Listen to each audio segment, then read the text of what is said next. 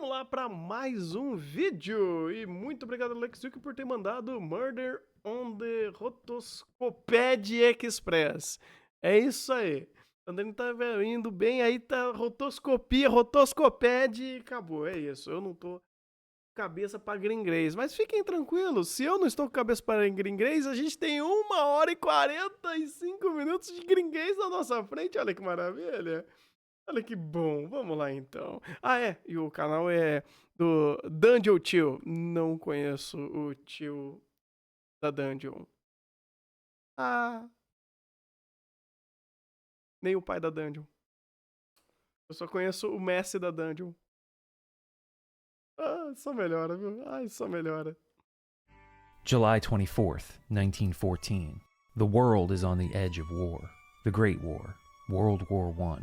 At the Gare de l'Est in Paris, the Orient Express is preparing for departure. Little does anyone know, this will be its last trip to Constantinople for some years. Though few citizens expect a war, the air seethes with tension. The gendarmes are out in greater numbers than usual. A man watches anxiously from the train, waiting for someone who never arrives. The Orient Express departs without incident. Shortly after leaving the station, a motorbike pulls up alongside and a man jumps aboard. His red-headed deliverer waves him goodbye and we're slapped into the shoes of Robert Cath, a 29-year-old American doctor, ticketless aboard this exclusive railway. All that's in his pockets are a news clipping about an Irish police officer killed in Dublin a few nights ago, and details of a fugitive American doctor wanted for questioning in connection to the incident. Along with the news article is a telegram from one Tyler Whitney telling Robert to catch the Orient Express that departs from Paris on July 24th at 7 p.m. sharp. Since the trains just left the station, the conductors have yet to familiarize themselves with all of the passengers' faces, and Robert Cath learns that Tyler Whitney's compartment is the first in the green sleeping car. Cath gets a nasty surprise when he opens the door, though. His friend dead on the floor in a pool of blood, and a train full of passengers who have all just become suspects. We see now that Tyler was the man anxiously surveying the station, waiting for Cath to board the train. Since Cath's own identity is questionable, he decides to take on Tyler's, to figure out what kind of scheme his friend was wrapped up in and uncover his killer. The clock is ticking, though. Paris to Constantinople, 68 hours. And a whole heap of bad ends that can happen along the way.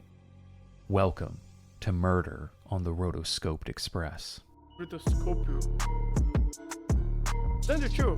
Pô, muito legal, ele faz uma narração meio que de livro pra começar a introdução. The Last Express is a point-and-click adventure game developed by Smoking Car Productions. It was released on April 16th, 1997 on DOS, Windows, and Mac. The product of almost 4 years... Para tudo. Eu tô chorando aqui, cara. Olha esse maravilhoso logo do MS-DOS. Contemplem o sabor crocante dos anos 90 nesse logo. Nossa, é lindo. Esse logo aqui é maravilhoso, cara. Isso daqui, assim, nossa, dá vontade de chorar, de nostalgia. Olha que coisa linda, rapaz. A época que a internet e o computador era uma coisa... Na MS2 nem tinha internet direito, né? Nem tinha internet direito, mas nossa senhora, saudade de usar aqueles computador de tubo que demorava 3 minutos pra ligar. Ai, que lindo. Ai. Nossa senhora, saudade dessa época. Saudade desse logo também do Windows, que significava que a coisa era boa, né? Hoje em dia...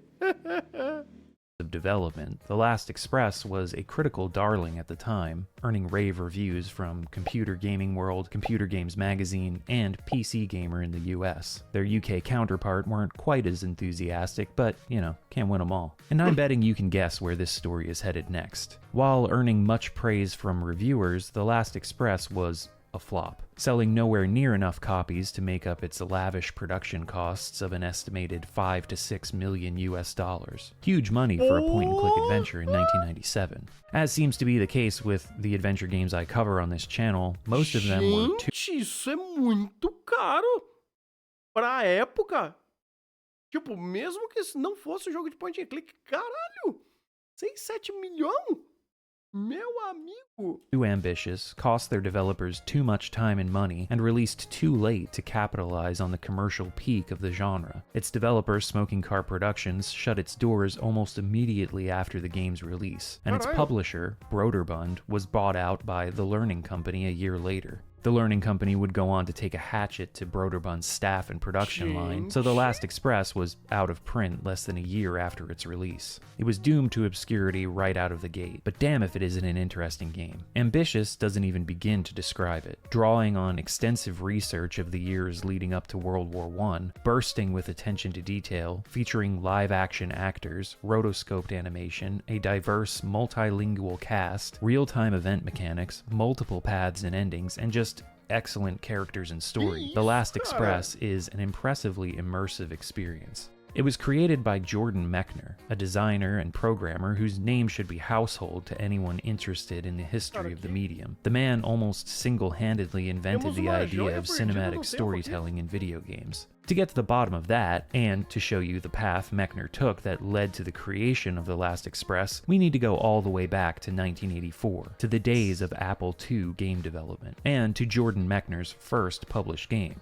Karateka, or Karateka, or Karateka, however you want to pronounce it. Jordan Mechner doesn't care. I called it Karateka, but I've since found out that pretty much everybody pronounced it differently. So, however you pronounce it is fine. Já Don't feel bad. tivemos It's all good. isso em videogames, On the gente. surface, Karateka has Já a tivemos deceptively essa simple informação objective. aqui. Fight Inclusive, through eu acho que o Alex increasingly Silva mandou difficult também, né? opponents in one-on-one Muito martial arts bacana, cara. combat to reach Foi muito Princess legal Mariko, revisitar who's being kept Karateka. prisoner Ou inside melhor, the conhecer castle of Karateka, the porque eu evil não cheguei a jogar Akuma. na But it's not the story itself that makes this game so special.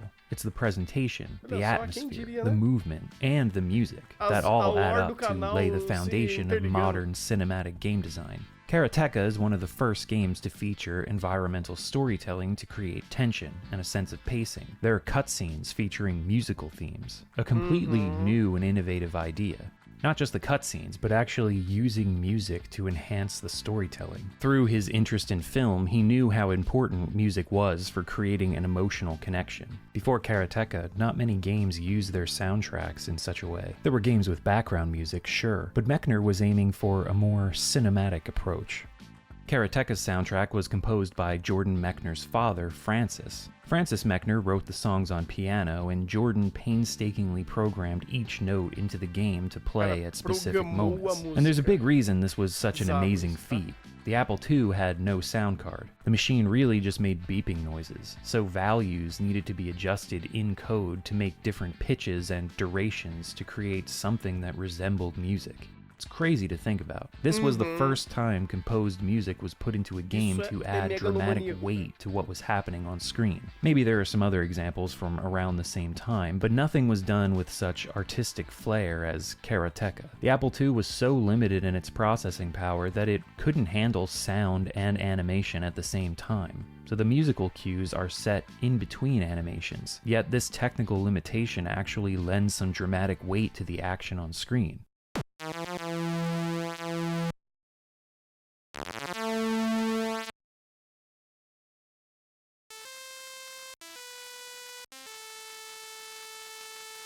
I just can't get over how masterfully it's all done. This is the beginning of narrative in games as we know it. In addition to the intro cinematics, there are in-game cutscenes, showing Akuma sending increasingly more powerful enemies your way in an attempt to stop you. So you get this sense of anticipation at what's coming next. Cutaways from gameplay also show enemies running toward you, creating tension and adding a layer of strategy. When you see a foe running, do you keep moving forward, possibly running face first into an attack?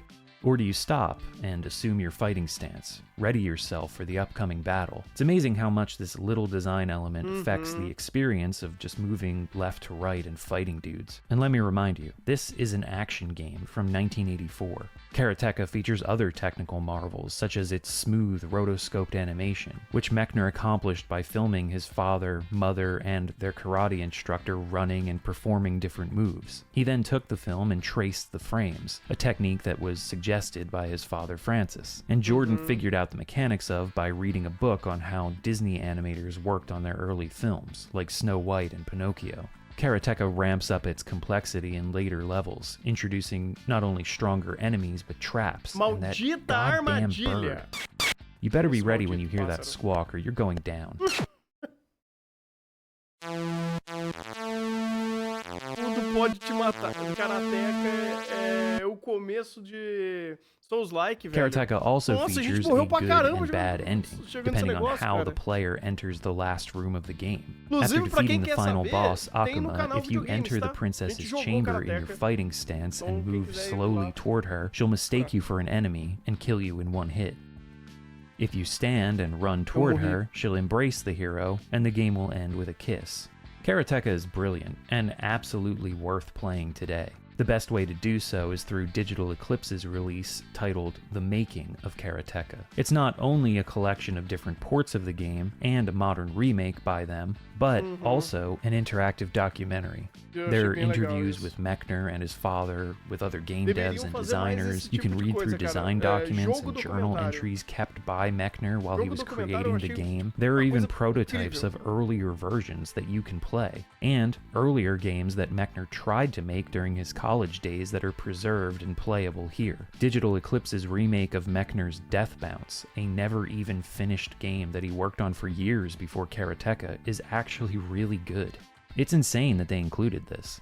Honestly, though, my favorite part of this entire thing are the interviews with Jordan and his father. His dad was just so into what he was doing and so supportive of his son's passions. It's heartwarming to watch. I kind of expected that computer games would become important, but that wasn't influencing me in how I related to you. I wasn't thinking of it as a business thing. I just thought of it as one of your passions that should be developed to the full, pursued to its logical conclusion.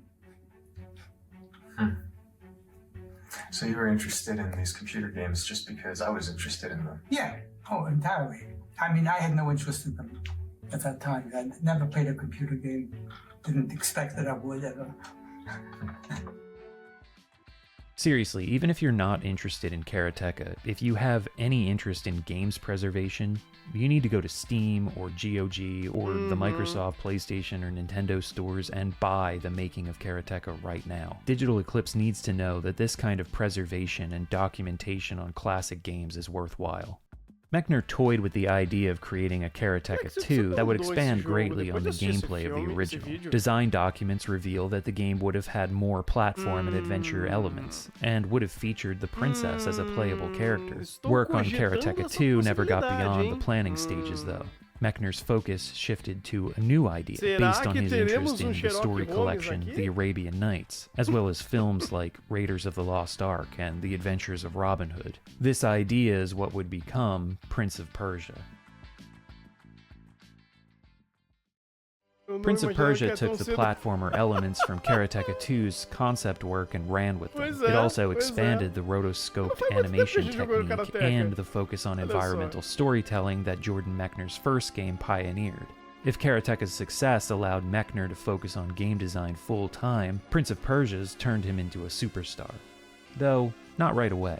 Prince of Persia actually sold rather poorly when it was first released on the Apple II in October of 1989. It wasn't until the game's Japanese and European releases the following year that it became a success. After that, it was ported to numerous consoles, including but not limited to the NES, Game Boy, Super Nintendo, Master System, Genesis, Sega CD, Game Gear, TurboGrafx 16, FM Towns, and many others. For my money, the Super Nintendo port is the best of the bunch. Great upgrade to the visuals and music while keeping the feel of the original. It also expands certain areas and has extra content that adds to the experience. The box art for the Japanese Super Famicom release is incredible too, though there's still a lot of charm to the Apple II original. That character animation is so smooth. The controls and feel of the game take a bit of getting used to if you've never played it before. Everything is very deliberate. Precise inputs are important, and mastering all of your movement options is critical to your survival, as is figuring out its sword fighting mechanics. Tying into the rotoscoped animation, the movement leans more on realism. Jumping gaps without a running start only gives you a short hop. When you run and jump, you need to factor in that the prince needs to take another step before jumping.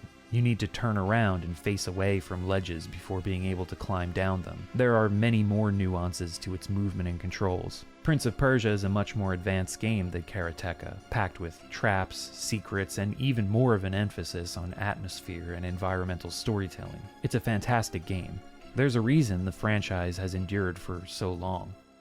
In 1993, Mechner would go on to develop a follow-up to Prince of Persia, a direct sequel that actually saw a release this time. Prince of Persia 2, The Shadow and the Flame was designed for MS-DOS machines, Mechner's first game not written for the Apple II. The sequel had a wider variety of locations and enemies, more complex level design, and improved graphics and sound. It also features a greater emphasis on combat. The first Prince of Persia had combat. In fact, one of your first tasks in the original is to collect a sword from the deepest area of the dungeon you've been thrown into, so you can defeat a guard to escape. But whereas the first game would only ever face you off against one opponent at a time, Prince of Persia 2 sometimes drops as many as 4 enemies on you at once, often flanking you and requiring precise timing and careful enemy prioritization to survive encounters. Prince of Persia 2 is really good and offers a more expansive adventure than the first, but I prefer the more low-key, slower-paced action of the original. The sequel doesn't have quite as many ports as its predecessor,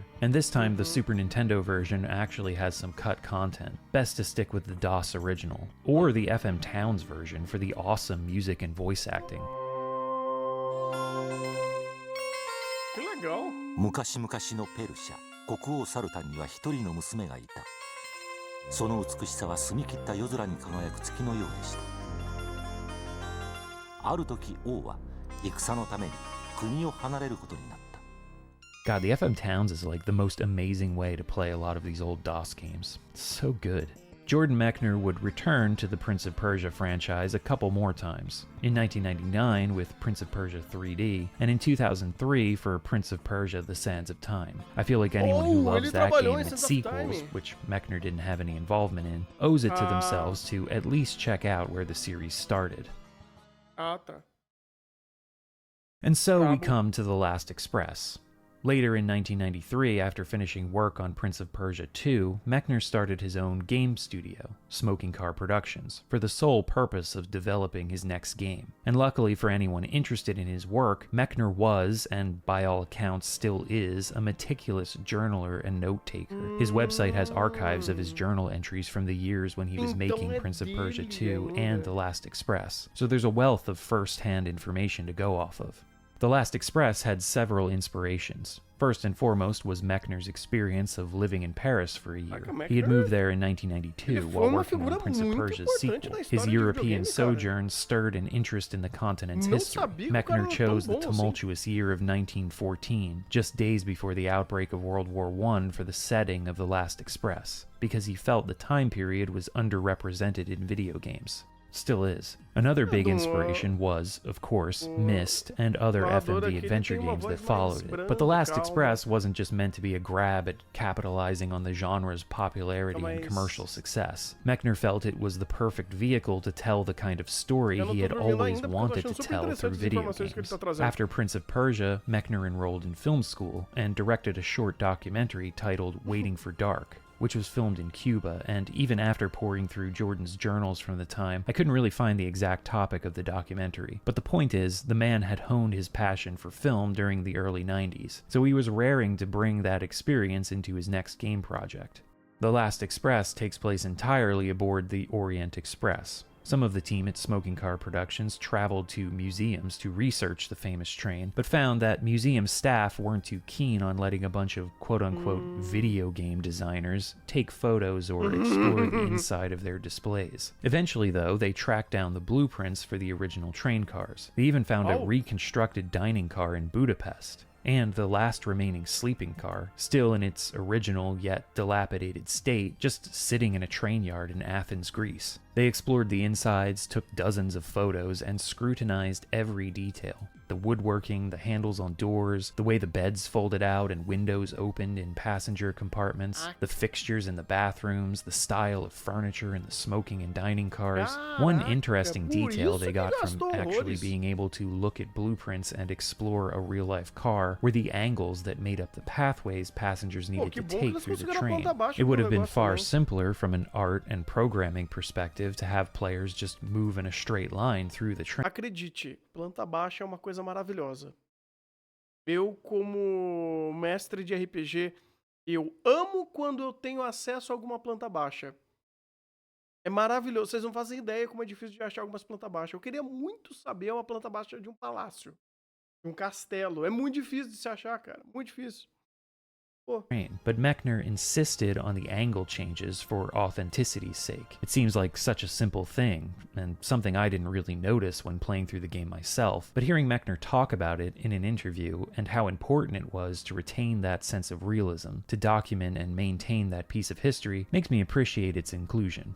The art design in The Last Express is firmly Art Nouveau, which was the dominant architectural and artistic style in the late 19th and early 20th centuries. The ornate treatments, dynamic arrangements, and irregular shapes are all authentic to the time period, and really puts you back into that era. This Art Nouveau style was carried over to the character designs as well, which look like they've been ripped straight out of magazines and illustrated advertising of the time. By looking at Mechner's approach in Karateka and Prince of Persia, it's clear that he had an interest in portraying realistically proportioned and moving characters. All of the movements and cutscenes in The Last Express were filmed on a blue screen soundstage, and there's ample footage of this process. The shoot took 22 days. The actors were done up in colorful costumes and elaborate, darkly outlined makeup that the crew jokingly referred to as clown makeup, but this served a practical purpose. It made it easier to outline their features during the rotoscoping process. Smoking Cart Productions patented their own tool for this, called Digital Cartoon Animation Process. The program itself was called GrabFace. It involved selecting specific frames from the 16mm footage, which would then be fed into the program. GrabFace would render them as black and white images, then as line drawings. The rendered frames were then colored in by hand by digital artists on the team.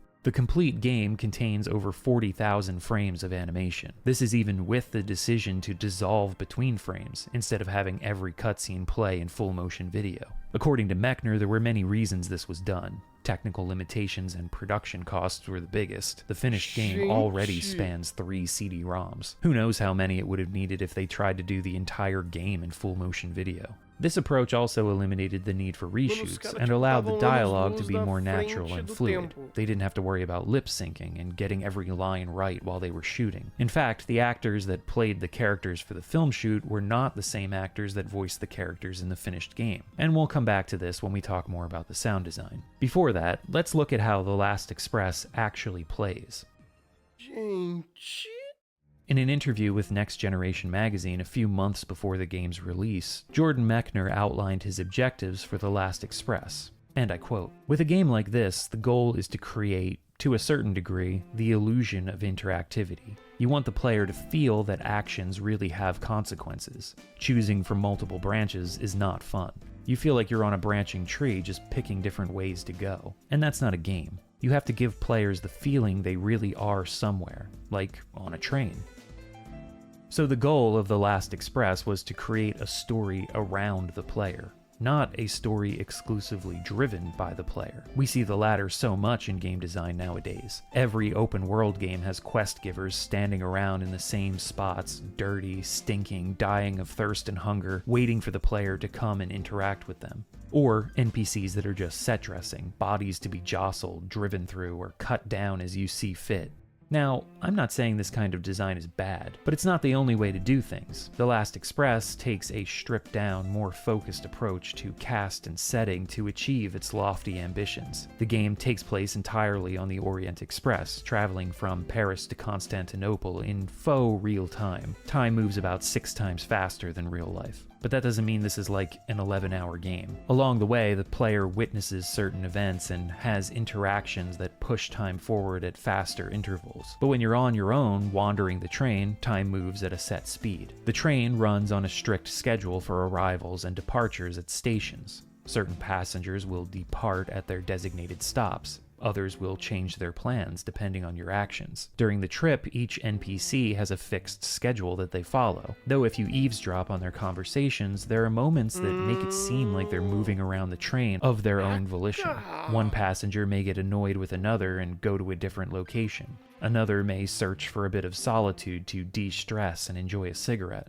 Certain characters wish to be fashionably late for meals. Others arrive punctually when the conductors announce that the dining car is open. It's all pre-programmed, of course, but the fact that each NPC has reasons for what they're doing, even the most inconsequential of their actions, gives the whole thing a sense of spontaneity and randomness.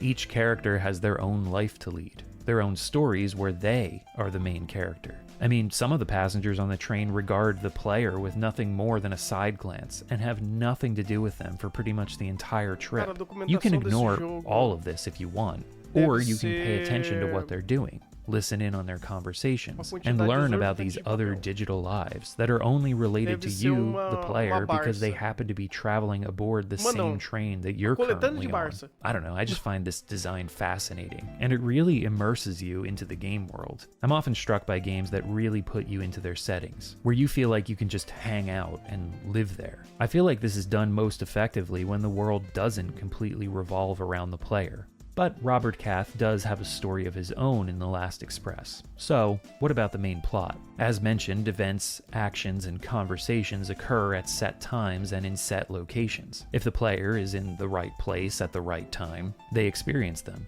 If not, they don't.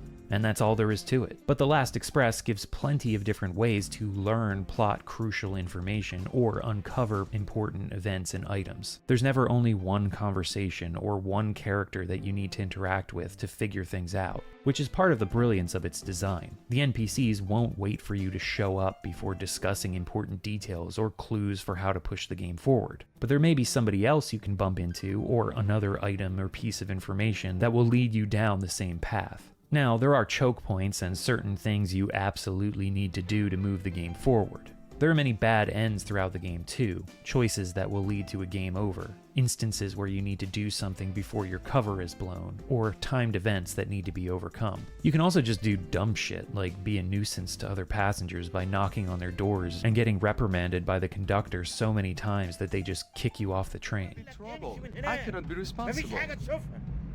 Monsieur, excuse me. These compartments belong to the gentleman in number 4. Don't do that, monsieur. The police arrested one of the passengers, an American without a ticket. Apparently he was a fugitive, something to do with the Irish troubles. Sophie was sorry to see him go. Saia do Or meu doing things trem. like trying to enter restricted Saia areas do like meu the trem. locomotive section, or pulling the emergency stop lever in your room, or getting caught by police if they Caraca, search meu the irmão. train. And that's if they search the train. We'll talk about that once we dive into the story. All of these actions lead to game overs, but nothing ever completely ends your playthrough. When you open the main menu, you'll see a clock, which can be checked at any time. This is also where you can save and load your game. If you hit a bad end, the clock will automatically wind back to a few minutes before whatever led to your game over, and you can try again. You can actually open up the menu and rewind time whenever you want. Now, all this talk about bad ends and missing events and conversations may be giving some of you anxiety if you're a completionist who's thinking about playing this, but I think it's part of the charm. Mostly, you'll just stumble into the big events of the game. That's just how it's designed. But if you really want to get all the nitty-gritty details and see every moment, you need to be a sneaky creep. Linger outside of people's rooms to listen in on their conversations. Jump out the window of your own room and shimmy along the side of the train to spy on people. Steal the passenger list from the conductor when he gets up to do his rounds. Break into other characters' rooms and rifle through their stuff when they're not around, and the conductor isn't looking. Monsieur, excuse me. These compartments belong to the gentleman in number 4. You can play the game like a total square and experience the bare minimum. Or you can give in to your inner criminal intentions and enjoy yourself. The choice is yours. By knowing the right actions and timing, you can experience the entire plot, as well as most of the side conversations and individual characters' stories. But that's for second and third playthroughs. In fact, there are a ton of interesting details you can uncover by following around specific characters on subsequent playthroughs. It's fun discovering all of these side moments and seeing how they foreshadow future events. As you're figuring out those right actions, many things will be missed. Just accept it and enjoy playing the role of Robert Cath, American doctor and stowaway on the Orient Express. And The Last Express really puts you in the role of Robert Cath. I think the way it does this so effectively is because Robert Cath is playing the role of Tyler Whitney. There's a constant tension because of the charade. You always feel like you're hiding in plain sight, and if someone does know your true identity, you wonder if you can really trust them with that information. The Last Express made me feel like a kid playing make-believe, trying to convince other people that I'm someone I'm not. There's this facetious glee that comes when someone calls you Mr. Whitney, and you just think, that's not me. It's great, I loved every minute of it. More gameplay mechanics. You have an inventory to hold items, but there aren't all that many collectibles throughout the game. Unlike many other adventure games, The Last Express is more about information gathering and figuring out where and when to be, instead of item collection and puzzle solving in that sense. The game isn't completely without action, though. At certain times, there are fight scenes. Your cursor will turn into an up or down arrow or a hand icon, and you'll need to watch your opponent and click at the correct time to dodge attacks, disarm them, or launch your own attack. These can be a bit frustrating at first, but luckily retrying them is instant in most cases. Some of the fights near the end require you to re-watch the cutscene leading up to them, but none are overly long. Once you figure out the timings, they're fairly easy to get through. On repeat playthroughs, I had absolutely no issues getting through them on my first tries. If you're really struggling though, the devs built in a bypass for them. When the fight starts, right-click to abort the fight and open the menu. Then click on the clock to restart the fight. Do this 5 times and the fight will be over and the game will advance.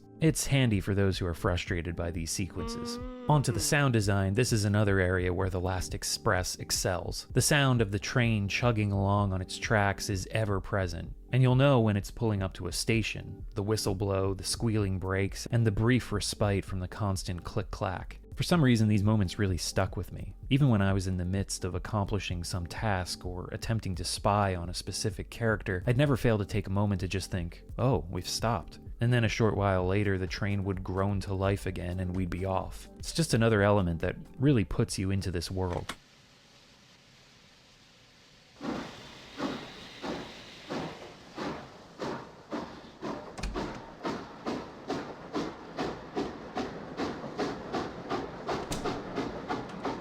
There's some music throughout, but it's mostly reserved for story moments and certain points where you're meant to feel like you really need to be moving to accomplish something. It's the very definition of background music, and I mean that in the most complimentary way possible. It's all very well composed, but a lot of it falls more on the atmospheric side of things.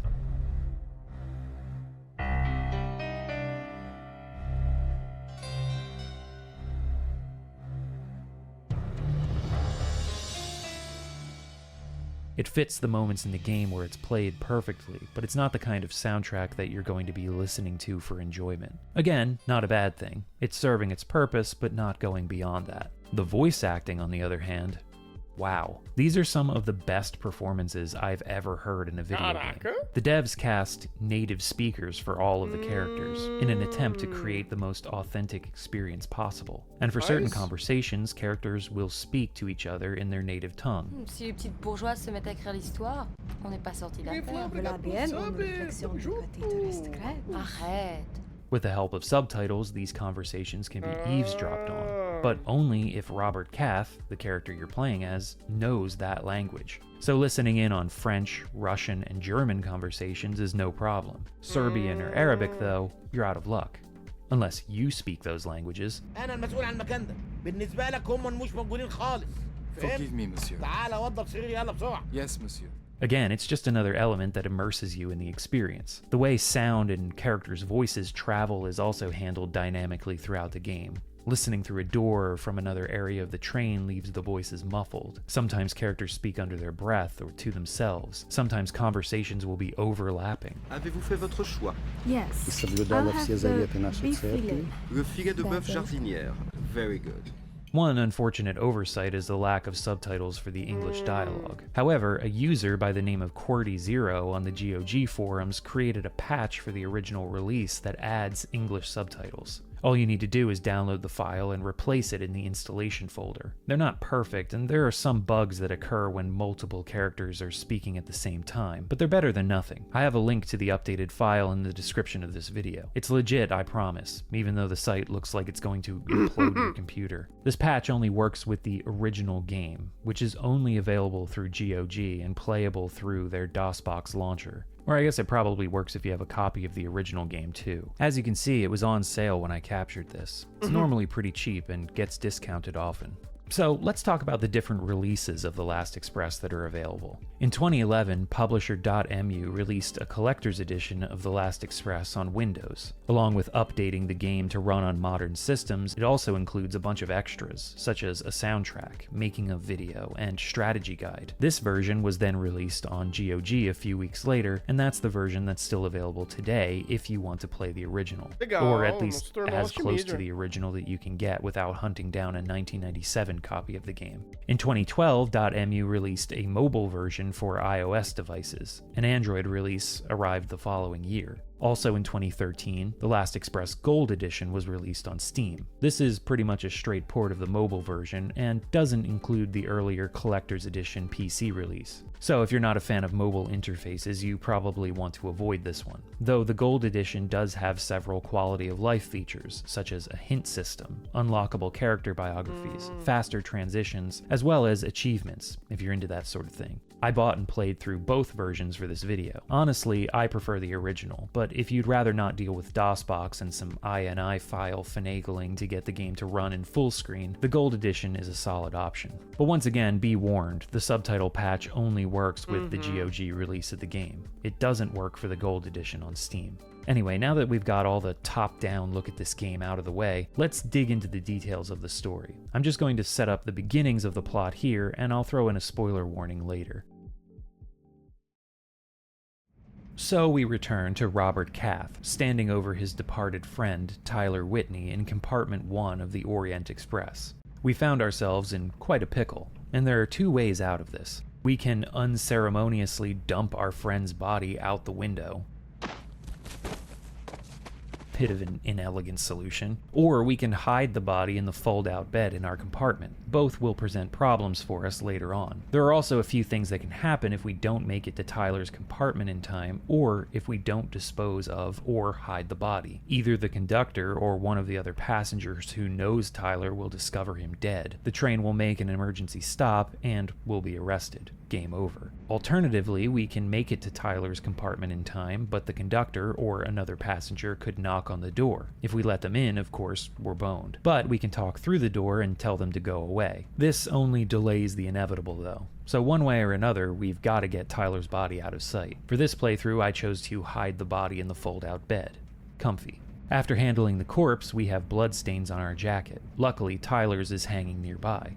It's a bit small, but it'll have to do. If we walk out of the compartment wearing our bloody jacket, we'll be caught and get a game over. So already, The Last Express is introducing us to its more real-world, logic-defined gameplay. As Cath, we've now adopted the role of Tyler Whitney, which comes easily enough since Cath and Whitney are the only Americans aboard the Orient Express during this trip. And though some of the passengers know of Tyler Whitney, not many have seen his face, so it's a role Cath can slip into with ease. We should thoroughly explore Whitney's compartment before walking around the train, though. There's a large, ornate chest with impressions inside for 2 items, one large and one small, both of which are missing. Inside his luggage is a telegram from Cath to Whitney, the response to the one you have on your person in the beginning of the game. There's also a scroll written in Russian. Cath can't read it, so we pocket it for later.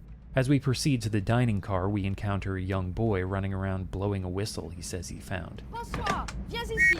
Arrête tout de suite. That's not going to be annoying. In the smoking car, 2 young women, one British, the other French, gossip about some real-life current events. They speak of Madame Caillou, who became something of a national heroine when a few months earlier, in March of 1914, she shot and killed Gaston Clément, editor of the French newspaper Le Figaro. The trial for the murder began on July 20th, just a few days before the current date in-game. The trial's sordid details dominated French newspapers of the day, so much so that it overshadowed the July Crisis, an event that ultimately led to the beginning of World War I, though we'll dive into that a bit later. Anyway, the two women are gossiping about this, and you can stop and listen to their opinions on the matter. There's a newspaper on one of the seats nearby that you can pick up and read. This paper will be updated on each day of the trip, and the articles will change. I don't know if they're authentic articles from the specific dates, but they describe actual events happening around the world. This is a completely superfluous element that can be ignored, but just another detail that's meant to immerse you into the sense of time and place.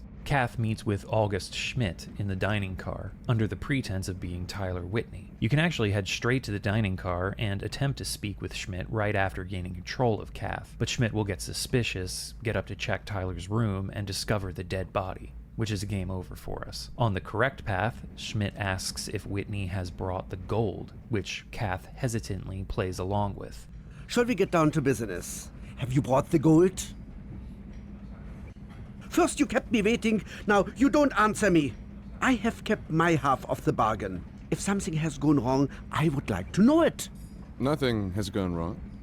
I'm glad. I trust that you will not mind if I asked to see the gold. I trust you won't mind either if I ask to see what I'm buying. To see it? But you know that is impossible. The merchandise will be put on the train at Munich. It is what we agreed. Good. Then we're even. Herr Schmidt, it's been a pleasure. We'll talk again after Munich. He has no idea what Tyler has gotten himself mixed up in, so we've got ourselves some investigating to do. Passing through the smoking car again, the ladies turn their attention to Kath and comment on his American demeanor. Regarde ce beau jeune homme qui vient d'entrer. Sophie. Ne t'inquiète pas, il ne peut pas comprendre c'est un Américain. Si on ne le regarde pas, il ne saura jamais que c'est de lui qu'on parle. Good Lord. C'est impressionnant, hein, comme il a l'air de venir d'ailleurs. Pas du tout comme un Européen. Veste ouverte, adorablement négligée, les cheveux légèrement... Pardon me. He certainly could use a wash. Écoute, si tu ne t'intéresses pas aux détails, tu ne vas jamais devenir une grande romancière. Regarde ses yeux bleus si tristes. Il pourrait être l'archétype d'un héros de roman. It's funny that the French woman assumes Kath doesn't understand French. We'll Vamos see this escolher more and bem more os as the game progresses, and I mentioned it earlier, but most of the characters aboard the Express are not involved in the main story. They just happen to be there, living their own lives, and if you want, you can just ignore them, or you could pay close attention to them and discover several subplots that run parallel to the main action of the game, which probably makes this a good time to just go ahead and introduce the other passengers on the train.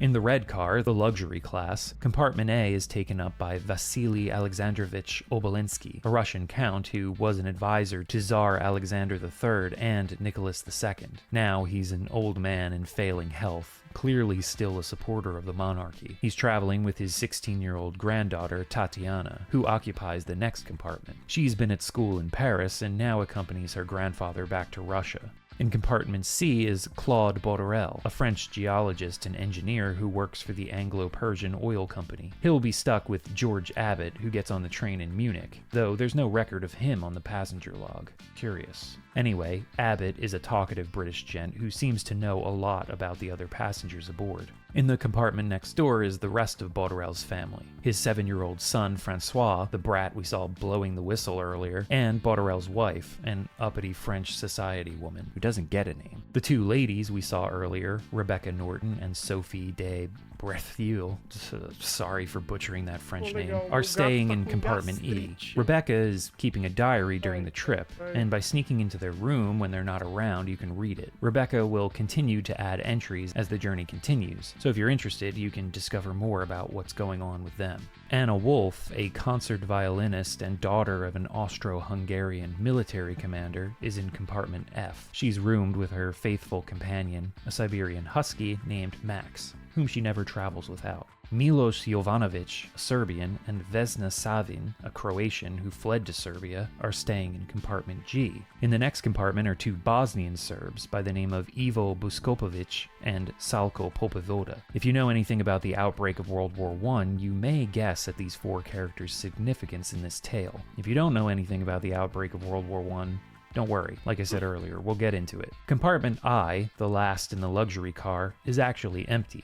It was meant to be filled by Jean Jaurès, a French anti-war socialist leader. But July 24th, the date our story begins, was also the date when Austria-Hungary handed Serbia an ultimatum following the assassination of Archduke Franz Ferdinand and his wife Sofia by Serbian terrorists. This event is usually pointed to as the inciting incident that led to the global conflict. Jaurès canceled his plans to travel to Vienna aboard the Orient Express and instead stayed in Paris to organize an emergency anti-war meeting that would take place in Brussels on July 29th. He'd be shot dead in Paris on July 31st by a fellow Frenchman who didn't agree with his anti-war sentiments, clearly. And the guy who shot him was named Raoul Villain.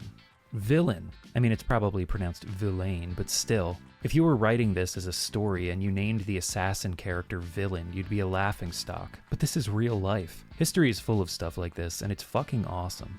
Anyway, a few days later, Germany would invade neutral Belgium, kicking off a cascade of events that would become the beginnings of World War I. Onto the green car, we already know the passengers in Compartment 1. In Compartment 2 is Alexei Dolnikov, the son of an aristocratic Russian family who has since left behind his loyalty to the monarchy and has joined the anarchist movement. He's a childhood friend of Tatiana's, and the two's ideologies clash frequently throughout the trip.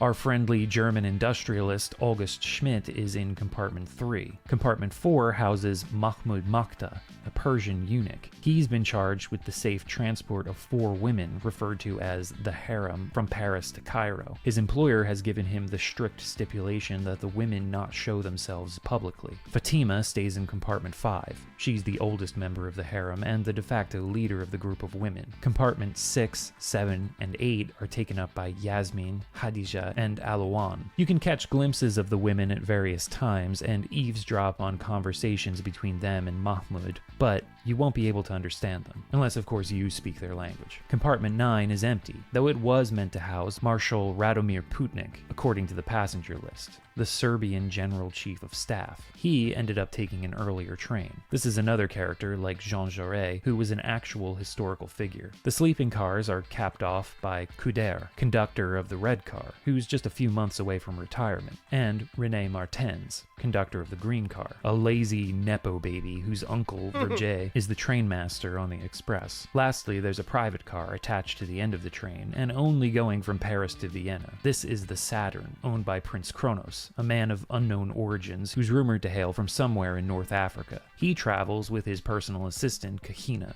who's like a secretary and bodyguard rolled into one. You can also find the head waiter, Pascal, a chef, and a KitchenAid working around the dining car. And there are the engineers, who spend the entire game shoveling coal into the locomotive. And that's all of the passengers and crew aboard the Express. As mentioned, each of them have their own stories and subplots that can be uncovered if you're curious. For example, Rebecca and Sophie don't even pay much mind to Kath throughout the game. In fact, by reading the diary kept by Rebecca, who aspires to be a writer, she makes many astute observations about the other passengers on the train, but devotes only a sentence or two to Kath, describing him as thoroughly unremarkable. We've got some time to kill, so we can head back to the dining car to be seated at our own table. There we can eavesdrop on some other characters' conversations. Likewise, we can wander the train, or read the newspaper. Eventually, Martens will let us know that Prince Kronos has summoned us to his private car. We're led in by his stoically silent servant, Kahina. As we attempt to look around the lavish train car, Kronos appears. What an unexpected pleasure, Mr. Robert Kath. Usually people call me Tyler Whitney. You should take care when choosing a name for yourself. Names have power. The most primitive cultures understood this, but of course it will be as you prefer. Not everyone has the luxury of choosing his own name, Mr. Kronos. Whether you are Kath or Whitney is a matter of indifference to me. I am prepared to continue the discussions begun by my agent in Paris, provided that you have the peace of which you spoke. Is Kronos your first name or your last name? I have no time to continue these delightful discussions of names. I have brought with me a rather heavy briefcase. I would like to know now if the proposed exchange interests you, and if you are capable of completing it. Not just at the moment, but I have hopes of being able to do so. In that case, we have nothing further to discuss. I myself must leave the train in Vienna. In case we do not see each other again, I wish you a pleasant journey to Istanbul and continued success in evading the British and French authorities. Have a pleasant evening, Mr. Kath. So it seems that Whitney has gotten himself mixed up in... Esse jogo, ele tem uma coisa muito legal para mostrar como existem uma diferença assim gigantesca entre pronúncias de acordo com pessoas de países diferentes, e a língua é muito viva. Eu acho isso fascinante. Pessoas de países completamente diferentes falando a mesma língua, ou pelo menos quem consegue falar inglês, e todas elas têm o seu próprio sotaque, sua própria forma de dizer a sua língua. É uma língua estrangeira. Isso é fascinante. Some sort of exchange of goods, and Kronos has seen right through Kath's disguise. Afterwards, we can wander the train, eavesdropping on conversations, or wait in our room. Either way, we'll end up confronting the Serbian Milos, who has some business with Tyler Whitney. He also knows Whitney's face, so he immediately recognizes that Kath is not him. A knife fight ensues, introducing us to the first action sequence in the last Express. Kath disarms Milos, and the two have a more civil conversation. As I was about to say, I didn't kill him. Who are you? My name is Robert Kath. So you are Kath? Tyler spoke of you. He was afraid you were angry with him. You shouldn't have worried. That was a long time ago. You better tell me what's going on. Tyler had a meeting with someone named August Schmidt. What was that about? Where's the gold? What gold? I saw a wooden box in a hell of a mess. Then we are lost. How can I tell this to the general? Oh, I must tell to the others. What general? What were you and Tyler mixed up in? You must tell no one about this. No one. Not even the train conductor? You've been warned. Tsunaruka, the Black Hand. Milos's ominous warning about the Black Hand refers to a secret group of Serbian military officers who were involved in several assassinations in the early 20th century, including that of Archduke Ferdinand and his wife. Their aim was unification of all Serbian nations, and their leader, the general Milos mentions, was Dragutin Dimitrijevic. Yeah, I know I'm butchering all of these European names. I butcher American names too, I don't discriminate. After Milos leaves, we need to hang around our compartment. The conductor is moving from room to room, making up the beds for the evening, and if you remember, we stuffed our friend's dead body into our own, so that's a bit of a problem. We need to stop the conductor before he enters our compartment. Just a minute. Yes, monsieur? Don't bother making up the bed. I'll find it easier to sleep if you just leave it as it is. Monsieur, you will be surprised at how comfortable our beds are. Many people who say they never sleep on trains find that... I told you to leave it. Of course, monsieur. It's as you wish. Have a pleasant night, monsieur. At this point, we've arrived at Epernay, so it's about time we said goodbye to Tyler.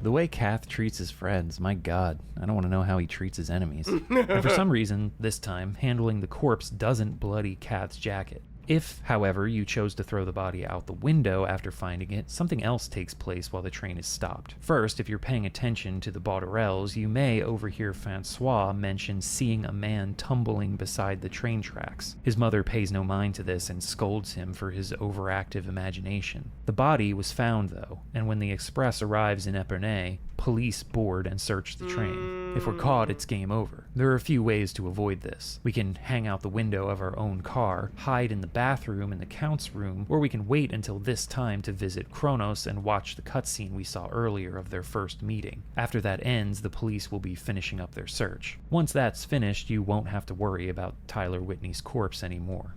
After all of that, we head to the restaurant car and witness an argument between the Russians. Василий Александрович. Дедушка. Василий Александрович, меня зовут Алексей Дольников. Вы, кажется, знавали моего батюшку. Да, знавал я одного Дольникова, Петра Николаевича.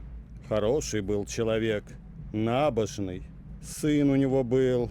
Опозорил и отца, и всю семью свою. Пойдем, внученька. Устал я малость.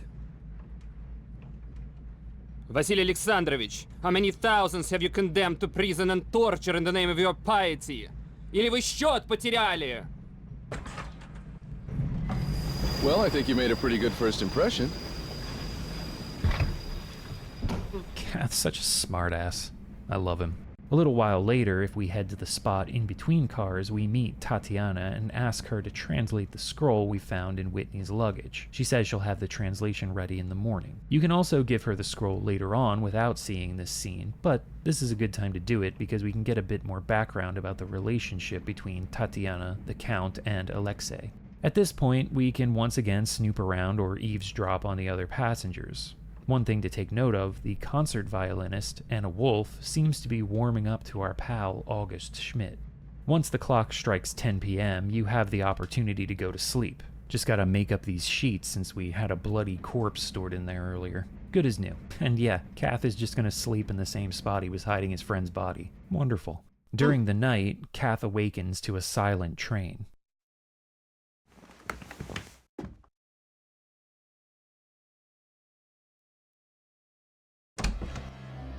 Exiting the compartment introduces us to some eerie music. When we try to walk to the other end of the car, we continue to be brought back to the spot in front of our own door. Re-entering, we find Tyler Whitney in bed, who sits upright like Dracula emerging from his coffin and pulls something out of his mouth. Why don't you make it sing? Well, there's certainly a lot of mystery afoot, so I think this is a pretty good time to break for spoilers. From this point on, I'm going to be talking about the entire story and going into the multiple ways it can play out. It's a really compelling and immersive narrative, and I don't want to rob anyone of the experience. So if you'd like to play The Last Express on your own, skip to this time to get my final thoughts about the game. If, on the other hand, you'd rather listen to me regale you with the plot details, then just continue watching. Since getting back to sleep doesn't seem likely after what we just experienced, we head out to explore the train and notice that Anna Wolf's light is on, so we ask her if we can enter. There, we're introduced to her guard dog Max and end up with a gun in our face. Make yourself comfortable. I'm sorry the place is a mess. Do you always carry a gun on your concert tours? A woman traveling alone has to be careful. I would have thought Max was enough protection. You are not Tyler Whitney. Who are you? My name is Robert Cath. What do you want? Tyler Whitney was a friend of mine. What's that supposed to mean? Maxel, bleib hier. Sitz. We follow Anna to the first car and find the Count having some sort of fit. Let me through, I'm a doctor. Слышите, как они поют? Таня, посмотри на его руки. Они покрыты шерстью, черной шерстью. Неужели ты не видишь? Vasily! What are you doing? What kind of a doctor are you? Тебя-то я знаю. Ты за мною пришел, убийца.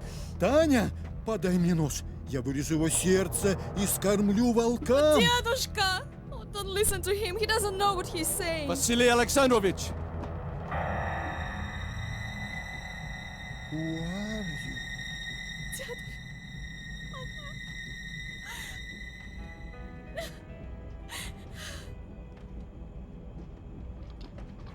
Set it down over there. Mais pour l'amour du ciel, que signifient ces cris?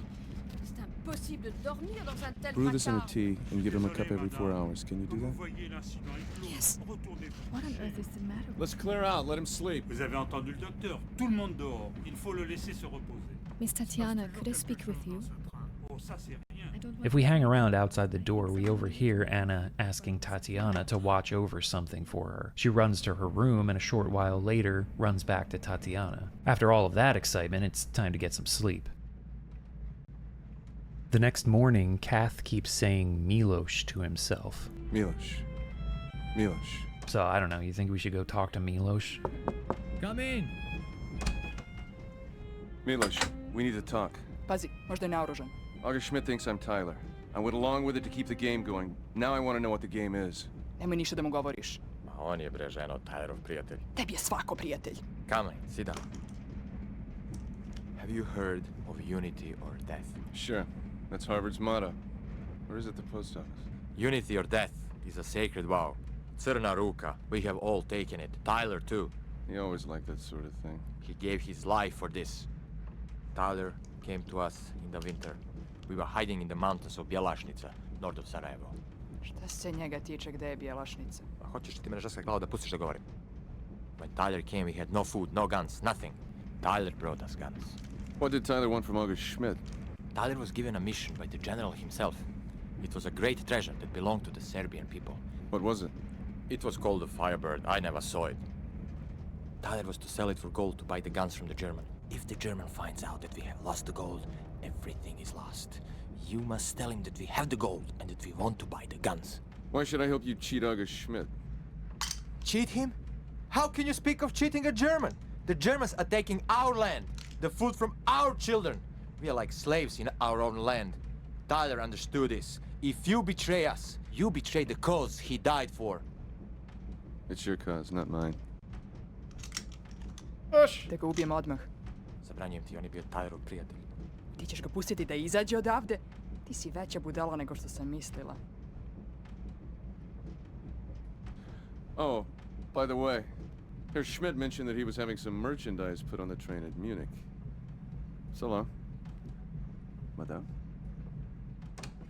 So Tyler had joined the Black Hand and was running guns for them. He was also given something by the commander of the Black Hand to exchange for gold so he could buy those weapons from August Schmidt. The object was a Firebird, according to Milos. Whatever it was, it's been stolen from the box in Whitney's compartment. In the dining car, Tatiana hands over her translation of the poem, and we can stay behind to listen in on her and Alexei's conversation if we want to. Remember that brat, Francois, running around the luxury car, blowing a whistle? We can get a closer look at it and determine that the shape of it looks oddly similar to one of the impressions in Whitney's box. Listening in on a few conversations with the family, we learn that Francois saw a beetle in the smoking car that he tried to catch but couldn't. If we sit in the smoking car, we'll find that beetle and can use our matchbox to catch it. Doing this will allow us to make a trade with the boy, the bug for the whistle. Later, we arrive in Munich, where Schmidt oversees a crate loaded onto the train, clearly the guns that Tyler was meant to exchange the gold for. Schmidt is getting tired of Whitney/Kath beating around the bush concerning payment, so we'll need to find a way to reassure Schmidt, otherwise he'll get off the train in Vienna and take his merchandise with him. Shortly after the train departs Munich, lunch is served, and we have the opportunity to dine with a newly boarded passenger, George Abbott. We quickly discover that he's a bit more capable than his bumbling, overly talkative manner would let on. Mind if I join you? No, by all means. I don't believe we've been introduced. George Abbott. Tyler Whitney. What foul weather. Can't seem to get out of this storm. It must be raining all across Europe. Quite remarkable, really. I understand you've made friends with the Obolenskis. You must introduce me. I'm fascinated by Russia. That was quite a scare you had last night. The chef de train told me you handled it quite well. You didn't happen to notice whether the other Russian fellow, what's his name, the young fellow, was hanging about? I don't recall seeing him. I'm afraid the old man has quite lost his head. Still, he has played a role for years as a sort of informal ambassador for the Tsar, if you know what I mean. I didn't know you were a doctor. And you? Oh, I'm travelling on business. Every now and then the company has a little matter to take care of on the continent, so off I go. Isn't she enchanting? That violinist, Miss Wolfe, she seems to be getting on rather well with Herr Schmidt. Not her type, I would have thought. Rather a surprise to see Herr Schmidt here. One would think he'd have his hands full back in Germany, what with his factories stepping up production and all that. Such an industrious people, the Germans. I wonder what business he has in the East. But you haven't told me a thing about yourself. Will you be going far? All the way to Constantinople. No, how lovely. Business or pleasure? Actually, I'm traveling for my health. Yes, so nice to get away from one's troubles, assuming one has any. New climates, new horizons and all that. Of course, I don't need to tell you that, you being a doctor. Quite a coincidence you're being a doctor, and an American, I mean. When I boarded at Munich, the police were looking for an American doctor who'd got away from the police in Paris. Apparently, he's mixed up with those Irish fanatics, Home Rule and all that, the ones that killed that policeman. Papers were full of it. Anyhow, it seems that this young doctor is in quite a bit of trouble. Don't believe everything you read in the papers. No, but I do. It's so much more fun that way. Still, it's none of my concern. I say, that jacket looks a bit short in the arms. Was it a French tailor who took it in for you? I think I'll go check on the Oblinskis. Yes, of course. Look forward to seeing you again. What a pleasant fellow. Next, we head over to Kronos' car to discuss some matters with him. Deus, cara. Make yourself comfortable. Cara, difícil de conversar. Why, thank you, Kahina. I think I will. Good morning, Mr. Khan. I hope you have good news for me today. That depends. Do you still want the Firebird? Do you have it? What happened to Tyler? The misadventures of Mr. Whitney and his colleagues are of no interest to me. Let us conclude this transaction quickly. We both have many other things to do. I with my collection, and you with your travels and special interests. Your treatment of Vasily Alexandrovich, for example. Datura stramonium. Very interesting. It's very simple. Simple to us, perhaps, but few European doctors would have thought of it. Once in Nigeria, but I digress. Do you have the Firebird? Not technically. Then I shall waste no more of your time. I shall look forward to our next meeting, Mr. Kath. So it seems we're going to need to find the Firebird. Kronos is the buyer, and Whitney was then meant to use that gold to pay for Schmidt's weapons. But we don't know where the Firebird is, and we need that gold to show Schmidt so the uppity bastard doesn't get cold feet. We can stick around Kronos' car and listen in on a conversation between him and Kahina. So Kahina does speak. Kronos believes that Anna has the Firebird, and tells Kahina he'll create a diversion in the form of a concert duet. Kronos will play piano, and Anna Wolf will play her violin, giving Kahina ample time to search Miss Wolf's compartment for the Firebird. The only problem is Max. Seems Kahina has a fear of dogs, so Kronos also devises a plan to take care of that as well. This comes in the form of Miss Bauderel not being invited to the concert performance, which bruises her ego. In retaliation, she complains to the conductor about Anna's dog being in the passenger compartment. So Max is removed and put in a kennel in the baggage car of the train. While we're listening to Kronos explain this plot, we can read a book lying on a sofa titled The Sick Man of Europe, a memoir about the life of Abdul Hamid II, real-life Sultan of the Ottoman Empire, from 1876 to 1909. In the account, we read about how the Sultan visited Tsar Nicholas II of Russia and was given a jeweled Chinese egg as a gift. When the Sultan opened the egg, he saw a beautiful woman painted inside, who resembled one of his young concubines, Jasmine. Later that night, the Sultan decided to show Jasmine the egg, but when she opened it, she screamed and threw it away in horror. Enraged at her insolence, the Sultan drew his sword and cut her throat. The egg had landed on some soft pillows in his chamber and was undamaged. When he went over to inspect it, he saw that the once beautiful portrait was now that of a dead woman with her throat cut. The author of this memoir had discovered the secret of the egg. There were actually two portraits inside that reacted to light. During the day, one would see the beautiful woman. At night, they would see the dead one. The Sultan, however, believed the egg was cursed, an object that foretold disaster, and over time, the egg was lost. Turns out there may have been something to the Sultan's superstitions, because the Ottoman Empire would fall several years after his rule in 1922. Anyway, an egg in Kath's dream, a bejeweled Chinese egg in this story, a Russian treasure fallen into the hands of Tyler Whitney. The plot thickens.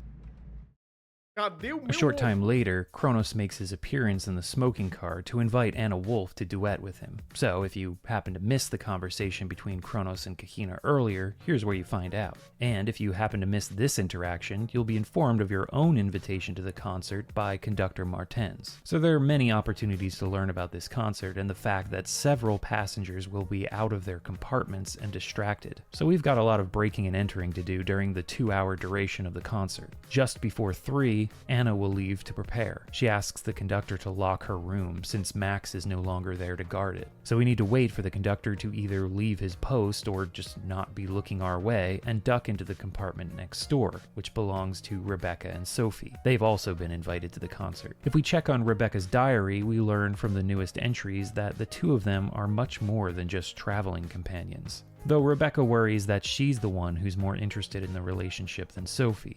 Exiting their window and shimmying along the outside of the train is the only way into Anna Wolf's room. There we can snoop around to find a master key for the train hidden in a secret compartment of her jewelry box. We can also find a letter in one of her drawers from the Austria-Hungarian government. She is one of their agents, and they know that August Schmidt has a client who is a Serbian general with ties to the Black Hand. Her job is to cozy up to Schmidt and get details about the transaction. This explains her interest in the German. With the master key in our possession, we can unlock anything on the train. If you remember, Anna had entrusted Tatiana with something important the night before, so we can sneak into the Count's compartment and have a look around while he's sleeping. In the bathroom, underneath the sink, is a jeweled egg. He awakens as we attempt to leave and says that maybe the egg will sing for us.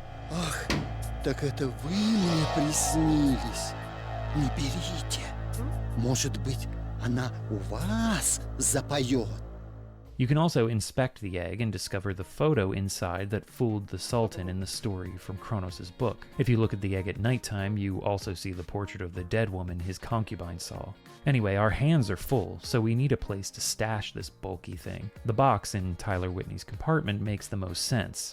It's conveniently shaped to hold the egg. As suspected, the whistle fits in there too.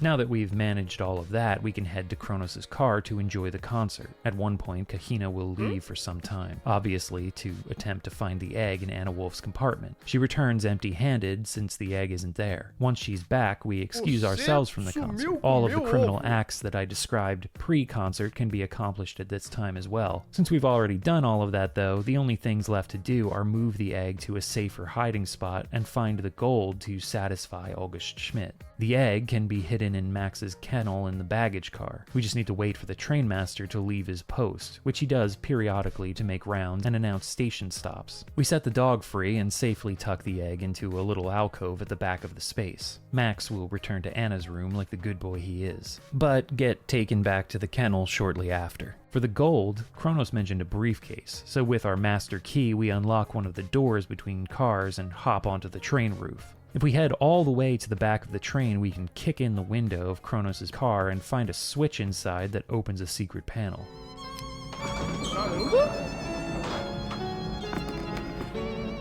Voila, a briefcase full of gold.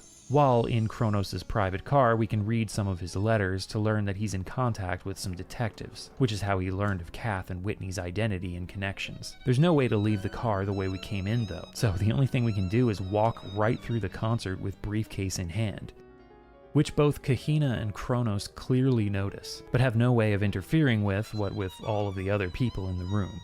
It makes for a ridiculous scene.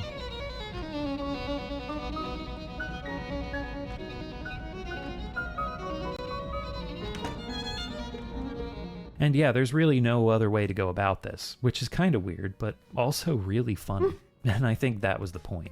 For now, we hide the briefcase under the bench in our compartment. If we check Schmidt's compartment, we can read a letter he's writing to the Baron, where Schmidt reveals his distrust of Whitney/Kath. It's another way of finding out that Schmidt plans to leave the train if you don't show him the gold before Vienna.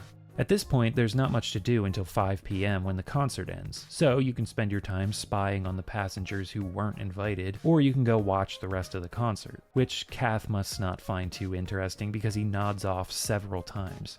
If you haven't found or hidden the egg, you'll also hear Whitney's voice telling him to make it sing.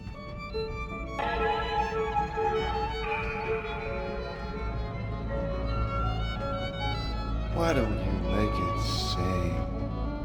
Your hint that you need to find and hide the thing. When the concert ends, we can show the briefcase full of gold to Schmidt when he returns to his compartment to give him his reassurance. However, Kath won't hand over the payment until they reach Belgrade, where the exchange of goods is meant to take place. Now, if you don't show Schmidt the briefcase, when the train arrives in Vienna, he'll angrily depart with his merchandise, and Kath will be killed by Milos and Vesna.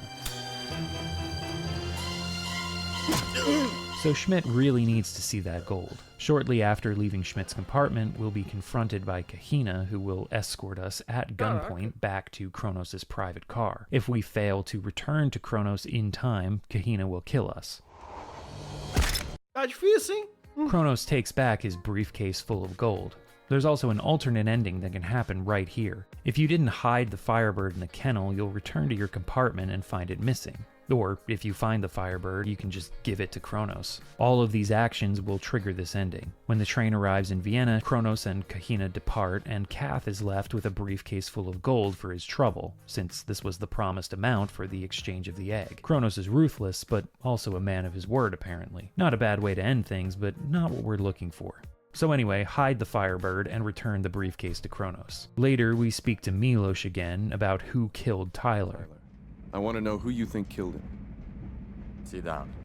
Let's have a drink. I will tell you. When we left Paris, I feel there was something wrong with the Tyler. To me, he says nothing, but he was like a frightened man, always looking over his shoulder. That's not like Tyler. I thought there was something wrong in his letter. I tell you, he was afraid of something. There was a shadow on him. When I look into his eyes, they're the eyes of death. There were marks on his face. 3 lines, like a knife. It was none of my men. I love Tyler like he was my brother. If I find out who killed him, I will tear him apart in my own hands. Drink. It's a little early in the day for that. I'll see you later, Milos. Why don't you come in? You'll be able to hear better. Next, we go to check on the crate that was loaded on in Munich. There, we run into Anna. We have another fight sequence to survive. This time, we're saved by Anna in the end. If we're too slow getting to the cargo hold, we'll find Anna dead, having been killed by Vesna before we could arrive. Upon inspection of the crate, we, of course, find the guns that are at the center of all of this. At Vienna, Anna exchanges information, and Kronos and Kahina depart the train, which means the private cars are no longer attached for the rest of the journey. It's strange that Kronos just leaves. He wanted the Firebird and knew it was on the train. There's no way that's the end of them, right? After the train departs, Kath drops in on Anna. I was afraid you'd gotten off in Vienna. In Vienna? Why should I? I don't know, but I'm glad to see you. The journey will be over soon enough. So, what happens to August Schmidt now? He will find the police waiting for him in Budapest. The guns will be discovered and confiscated. I see. A job well done. You must be very proud of yourself. You want to talk. Is smuggling guns your idea of an honorable profession? Is that my profession? It's like a game to you, taking sides. Today you help the Bosnians, tomorrow the English. Do you want to know why Tyler died? I'll tell you. For 1,000 years, people have been killing each other over the Balkans. It's not about to stop for one American. Our history is a chain of blood. It reaches deep into the past, it binds us, and it has nothing to do with you. Tyler is dead, you can't bring him back. Why don't you go home before the same thing happens to you? Tyler was my friend. Maybe that word doesn't mean much to you. To me, when a friend asks for help, and you get there too late, you don't leave it. Teu amigo te chama pra vender arma, Go tu away. vende junto, ué. Please. Later, we listen in on a conversation between Tatiana and Alexei. It seems Alexei has some kind of plan for this train, and if we search his compartment, we find a timetable for train stops with a handwritten note indicating 10:40 p.m. In his luggage is a device that looks like some kind of detonator. We can actually spy on him working on this device if we hung around outside of the train earlier. George Abbott will then drop in on us, saying that we've got the wrong compartment, to which Kath replies that they both seem to have the wrong compartment. If we chill in our own room for a while, eventually Tatiana will visit. It's Alexei. He has asked me to get off the train at Budapest and run away with him. What did you say? What do you think I said? My grandfather's ill. How can I leave him? It would be wrong, wouldn't it? Alexei is a romantic. You know what they say. A romantic is someone who spends his life looking for a good way to die. When I told him no, he started saying wild things. He said I'm his only connection to the world, and that if I won't go with him, his life means nothing. You don't know him. I really think he might do something crazy. He wanted to kill my grandfather with a bomb. He would have blown up the train and killed dozens of innocent people. A bomb? What kind of bomb? He made it himself. He's been planning it for weeks. Of course I talked him out of it. But now I'm afraid I don't know what he will do. I love him so. I'll see what I can do. Alexei is currently in the smoking car, seemingly minding his own business. Doesn't look like anything funny is going on right now. After some time, Schmidt will order a bottle of scotch to celebrate what he thinks is a successful business transaction. He invites Kath to join him. Schmidt is also smitten over Anna Wolf, all according to plan. Schmidt's in such a good mood, he decides to do a little dance. You will be there too, Herr Whitney. And Kronos and the Oblenskis, we shall all be together in a big gold room, and she will play. And we will dance, dance, dance, dance. Oh, Mutter, Max, der Max, der Max. Wie Max, wie Max. La da da da da, dum dum da da, la la la, dum dum dum dum. Life is short, haven't you? Let's dance together! Fantástico. Fun. Now that we're all tired out from dancing, it's time to get some sleep. During the night, we have another strange dream. This time, the train drives through some kind of mechanical tunnel to a castle on a cliff. Anna is there, and a knocking comes at the door. She disappears when Kath opens it, and we see that the dream overlaps with reality, as Alexei knocks on the door to the Count's compartment. It's not clear whether Alexei actually came here under ill pretenses, but either way, the Count pulls out a knife and stabs the young man in the back. Then the chest. Then the chest again. Tatiana's screams awaken Kath. We rush to compartment A and find Alexei dying, the Count praying, and Tatiana distraught.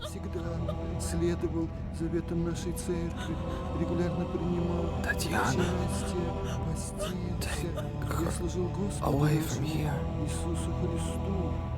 The clock.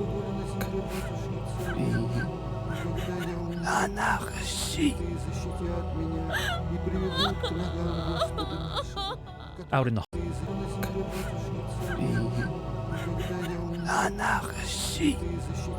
Peraí.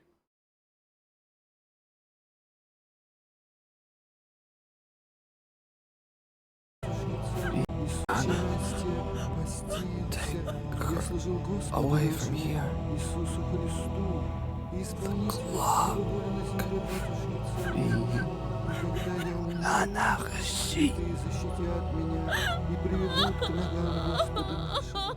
Out in the hallway.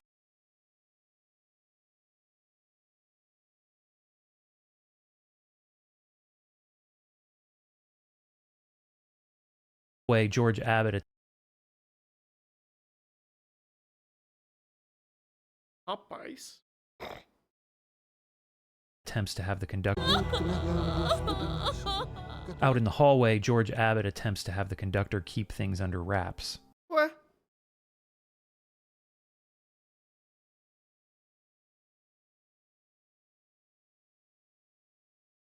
Por que tá melhor? Por que tá pior agora?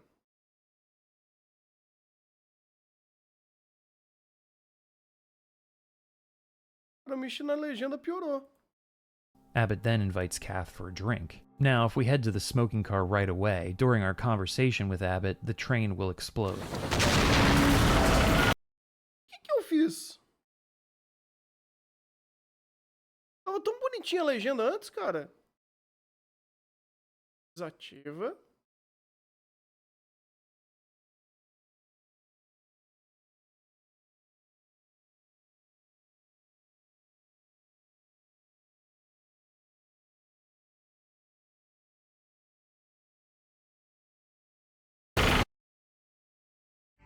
July 24th, 1914. The world is on the edge of war. Oh, meu Deus. Cadê?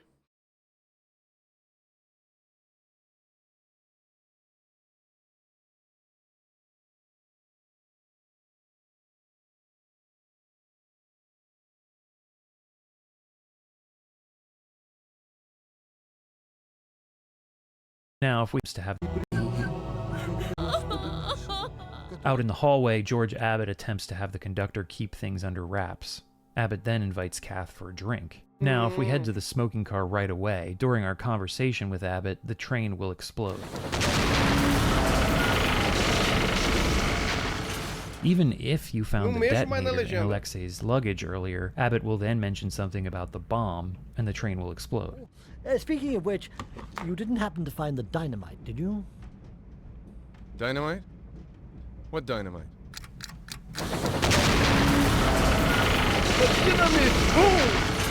So we need to find that bomb. Alexei's last words were, "the clock." In the smoking room, the clock is missing. And if we loiter in the luxury car hallway, we'll hear the ticking of a clock that gets louder as we approach the end of the car.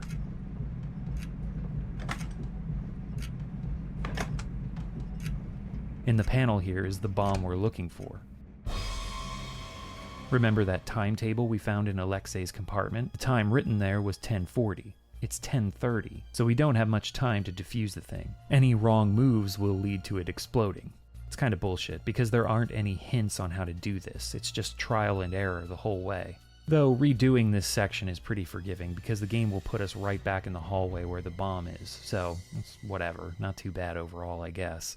So we need to first move the box housing the bomb out of the space, exposing its wires. Strike a match on the pipe and burn those wires. Then we can free the box and open it. Looks like we suddenly have an audience now too. We can't just open it from the front though. We need to unscrew the hinges on the back. There are a couple of interactive spots on the interior here, but touching any of them results in an explosion. So we need to take our telegram from Tyler and place it in between the contacts on the right side, successfully defusing the bomb. I say, well done. Now how about that drink? Well, that was a bit anticlimactic. Now, when we sit down with Abbott, we don't have to worry about the train exploding, and we can get down to business. He essentially offers us a job with British intelligence. We also learn a bit more about the incident that led Kath to be pursued by police in the lead up to the events of the game. Oh yes, that awkward business with that Irish policeman. As a matter of fact, I've looked into that. You know, you really shouldn't have helped that fellow, even if he was wounded. Our police tend to take it rather to heart when a policeman is killed. But in this case, I think there may have been a bit of a misunderstanding. Guilt by association, if you see what I mean. Fact is, you're a doctor, Hippocratic Oath and all that. I think we can clear this business up fairly easily, assuming we want to. You mean assuming you want to? This isn't the first time you've come to our attention, Mr. Kath. We never have known quite what to make of you. Some of us were of the opinion that you were rather a loose cannon, like your friend Mr. Whitney. Unfortunate what happened to him. Me, I've always felt that when push came to shove, you'd turn out to be one of our sort. What do you think? I'm sorry, Abbott. I've never been much of a joiner. Just remember, the offer is open. The world is changing and one does need to choose sides. And sometimes things change so fast that it's hard to tell one side from the other. But as I hate to say it, sometimes these situations do come down to a for us or against us sort of problem, if you see what I mean. I'll remember that. Excuse me. So we head off to bid Anna good night and more.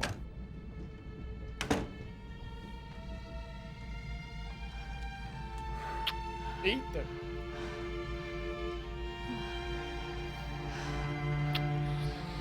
O trem vai pegar fogo, rapaz.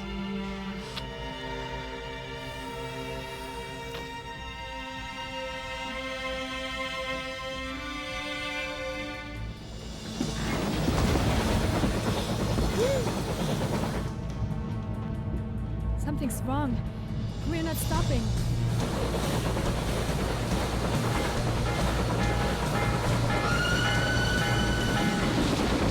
But before we can get down to that, we realize that the train has been taken over by the Serbians. اذهب أيها الملعون!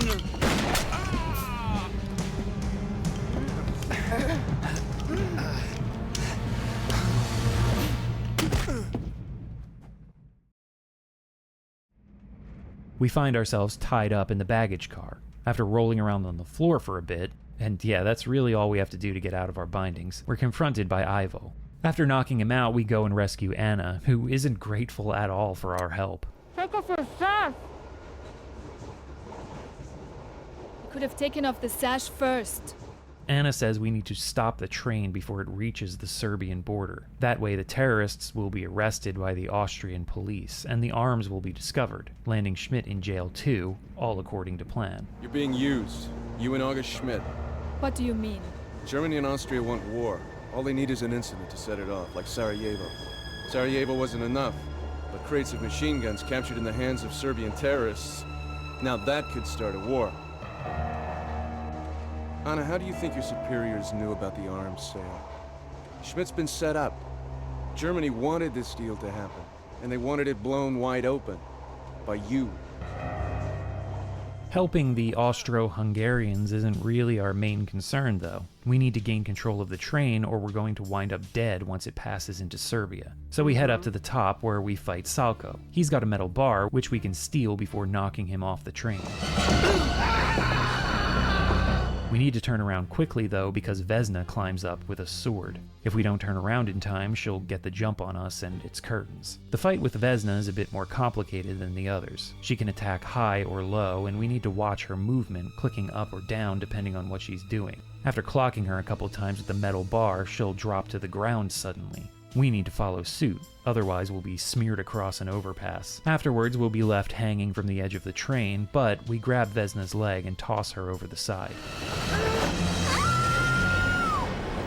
We head to the end of the train and race through the cars, where we find everyone holed up in the smoking car. The trainmaster at first mistakes Kath for one of the hijackers, but Kath explains that the Serbians were the ones who did it, and they're all gone now. Well, all except for one, Milos, who's controlling the train. Ladies, gentlemen, if you would all please move out of the dining car and return to the sleeping car. Was ist hier los? I demand to be told what's happening. Monsieur, please, it is for your own safety. The conductor also tries to get the Count and Tatiana to move, but they're gone, man. So the only people not in the passenger cars now are the Obolenskis, Abbott, Anna, Milos, and the engineers. To ensure the other passengers' safety, and to make it so that Schmidt will get arrested on Austro-Hungarian soil, we disconnect the passenger cars from the rest of the train. Now I see. You think you can hijack this train and get my merchandise without paying for it? August, let me tell you something. Fräulein Wolf is a spy. Your friends back in Germany set you up to get caught smuggling arms. Fräulein Wolf? A spy? And me? August Schmidt? Betrayed? This cannot be.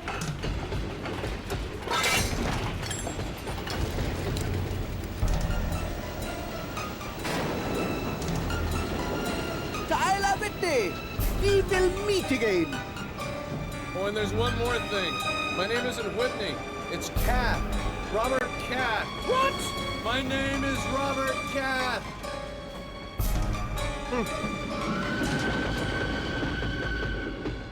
If we don't unhook the cars, we'll reach a bad end when we get to the front. Also, we need to make sure we have the whistle on us, and the egg is still hidden in the kennel. If for some reason they're in the box in Whitney's compartment, we'll also reach a bad end a little later on. With the cars unhooked and everything in its proper place, we need to get to the front of the train. There we confront Milos. You won't make it. You're another Slav. This I understand. But how can you help the Austrians? I'm not helping anybody. I got a ticket in my pocket to Constantinople and I'm not gonna waste it. Is this a joke to you? Who killed Tyler? Tyler gave his life for our freedom. And you? What do you believe in? You believe in nothing?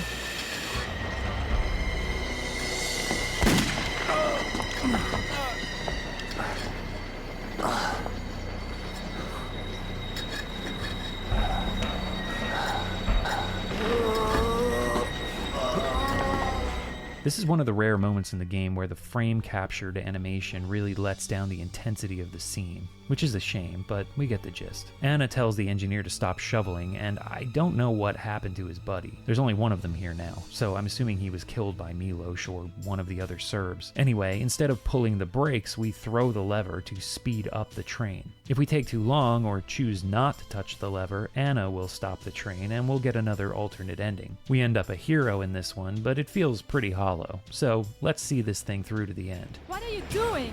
Have you lost your mind? Stop the train!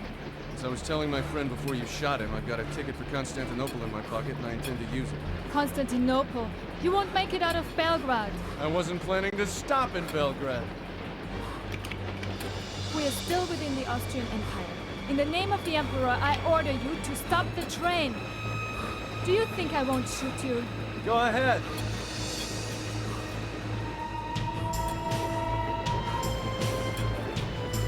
Now you've done it. Damn you!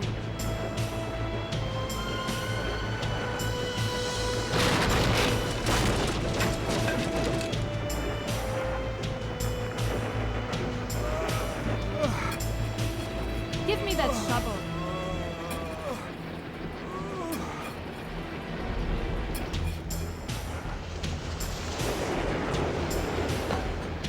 Everything under control, I see. Well done. Maybe you couldn't have stopped the train before we hit the border crossing, but we can't have everything. That's the Serbian army train. By the look of it, I'd say it was General Georgievich. He appears to be following us. That train's on a different track. Is it? I believe you're right. What on earth does he think he's doing?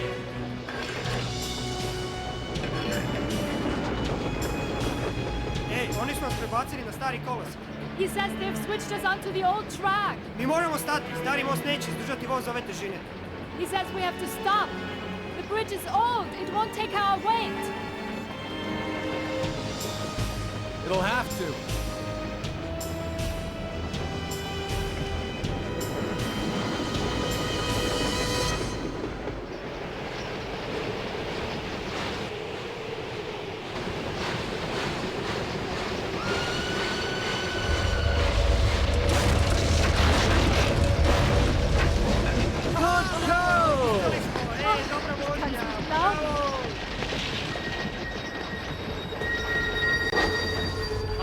Mas foi por muito pouco, tá? Brabo. Kath drops in on Anna, who congratulates him on his victory, though Kath feels like he hasn't won anything. He still doesn't know who killed Tyler, and concedes that Anna was right. He never should have gotten mixed up in all this. When she asks what he'll do when the train arrives in Constantinople, Kath says he's going on to Jerusalem. A man there has a manuscript that he wants to take a look at. This is the first time we hear about this meeting Kath has in Jerusalem, but it paints a much broader picture of his character. I wonder what his ultimate goals are, and what happened between him and Tyler in Cuba. Actually, I don't really want to know the answers to these questions. It leaves it to your imagination to fill in the blanks, which I think is more fun. Not much to do until the train reaches Constantinople, so Anna and Kath pick up where they left off before getting knocked out and tied up by terrorists, while Abbott sings a song. I am the monarch of the sea, the ruler of the Queen's Navy, whose praise Great Britain loudly chants. What the hell? Just before the final stop, Anna recognizes a ring Tyler has around his neck. This is never mentioned at all throughout the game, but before she steps out, Anna says she'll tell us where she's seen the crest on the ring when she gets back. Just more mysteries and depth to Kath's character. There isn't much train to explore anymore, so we head back to the smoking car and find Kahina and Kronos. Ah, Mr. Kath. We have been waiting for you. Where the hell did they come from? No, seriously, they got off the train in Vienna, and now we're only traveling with the baggage, restaurant, and smoking cars. So how did they get on board? Well, whatever, we're forced to get the Firebird from its hiding spot in the kennel. If we left the egg in the passenger car before we unhooked them, we're in trouble. When we return with the egg, Kronos tells us to open it. To do this, you'll need to have read Tatiana's translation of the Firebird poem. The outside is actually a world map, and pressing the countries in the right order according to the poem reveals a hole to place your finger through. And, yeah, okay, just do that then, I guess. This causes the Firebird to be revealed. It's an actual jeweled mechanical bird. After the Firebird appears, the sky outside grows dark, and the sound of a beating heart can be heard. Look out the window. It's growing dark. But what is it? Don't you know? It is the beating of its living heart. This may seem out of left field for a game that was so steeped in history and realism, but there have been hints of the supernatural creeping through the entire story. The Firebird is a cursed object, a mythical device, and its awakening harkens the end of the world. Kronos tells us to make it sing, so Anna plays the Russian tsardas on her violin, which causes the Firebird to move and sing out its own song. Caramba!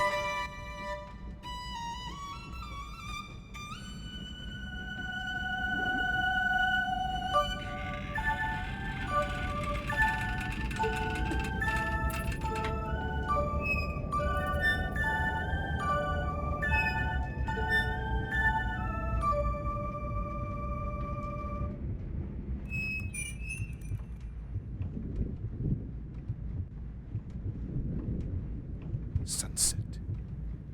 Kronos then tells us to close the bird. If we take too long, we get shot. If we close it, Kronos takes the egg. He even gives Kath some information, to ask about the 13th tribe when he visits Jerusalem. However, nobody makes it off the train in time. It explodes as it arrives at Constantinople station. Alternatively, we can blow the whistle that accompanied the Firebird in Tyler's case. This causes the bird to go berserk and attack Kahina and Kronos. No!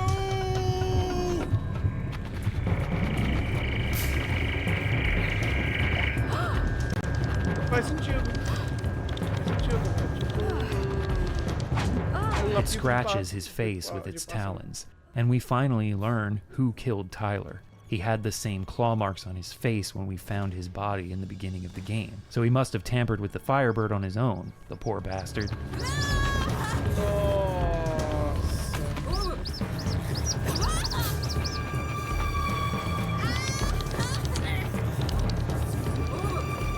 Kath and Anna jump from the train as it pulls into the station, and Max is there too. Alright. We then see how the train explodes. It was a distraught Tatiana. Война должна закончиться.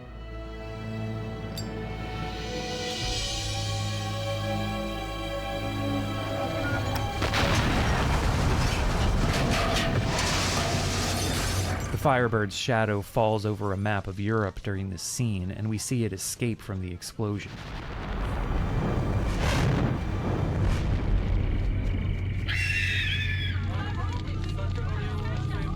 Let's go. Take me away from here, now, please.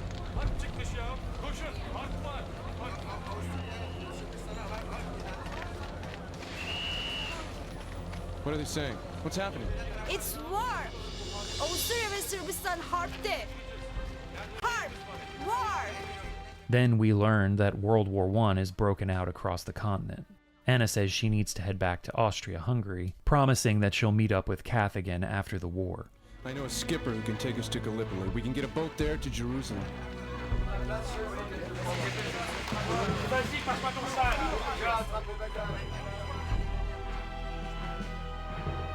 Don't look at me like that. This war won't last longer than a month. I'll come to Constantinople as soon as it's over. I'll take the first Orient Express that runs after the war. If I don't see you, I hope you find what you're looking for.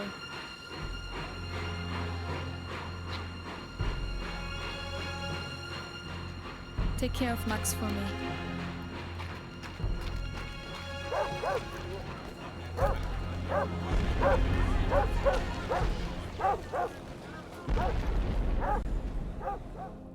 Of course, the war lasts much longer than a month, and we learn that this line of the Orient Express wouldn't run again until 1932, according to this afterword anyway.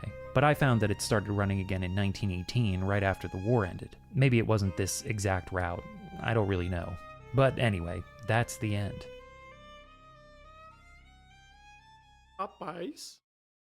I really enjoyed this story in The Last Express, especially the supernatural elements that sort of weave through and then burst out front and center right at the end. World War I was such an all-encompassing event, and depicting the carnage that would ensue through the supernatural metaphor of the Firebird, paralleling the Firebird's unleashing with the beginning of the war, I don't know, something about that really works for me. It's also interesting that the Firebird turns out to be a mechanical contraption, as World War I was the first large-scale conflict to feature technology birthed from the Industrial Revolution. Machine guns and other automatic artillery, tanks, aircraft, slaughter and dehumanization on a scale the world had never seen before.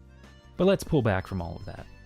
The Last Express is a tightly crafted thriller, with a likable cast of fully formed characters. Every piece of it is designed to place you firmly into its world, and if you let the game work its magic, it's a fantastic world to explore. Yeah, it can sometimes be tricky to figure out exactly what you're meant to be doing, but as I mentioned earlier, it's up to you to be sneaky, spy on people, converse with everyone, keep your eyes peeled, your ears open. The designers have put in plenty of signposts to point you in the right direction. You sometimes just have to uncover them for yourself. And the many ways of dealing with obstacles, witnessing events, and getting through the game to reach at least one of its endings makes for great replayability. And though it's stuffed with quirky characters and bombastic set pieces, some of the most memorable moments for me were the times in between major events. When you could just wander the train, take in its details, be enveloped in its atmosphere, speak to or listen in on other characters, piece together their lives, their beliefs, their goals, even if they didn't have anything to do with the main story. If I'm being honest, especially when they didn't have anything to do with the main story. I love games like this, the ones that make you feel like you just want to be there and hang out. And The Last Express nails that. There were a few times during my 4 playthroughs that I did for this video where I'd stay up and walk around the train late at night. All you can hear is the muffled sound of the tracks, the quiet snoring of the conductors asleep in their chairs. Aside from that, the hallways are empty, the smoking and dining cars deserted. Just these quiet moments where the game lets you exist. That feeling is what made those multiple playthroughs the most enjoyable. And it's the thing that leaves the biggest impression on me whenever I think about replaying that fateful journey from Paris to Constantinople again, just before the world changed forever. March. After finishing work on The Last Express, Smoking Car Productions almost immediately closed its doors. Its publisher, Broderbund, was bought by the Learning Company, who essentially gutted it, and the game went out of print and almost slipped into obscurity. Jordan Mechner, however, continued on. There were some plans to make a film adaptation of The Last Express, with Paul Verhoeven set to direct. Jordan Mechner wrote an original screenplay with a plot that was much more streamlined than the game, which you can actually read over on his website. The opening scenes are pretty neat because they flesh out the incident with the Irish policeman that led to Kath being on the run. The film ultimately was never made, which is unfortunate. I'm sure Verhoeven would have made an awesome adaptation of it. I wonder what kind of satirical elements he would have dropped in. I'm doing my part. I'm doing my part. I'm doing my part. I'm doing my part too.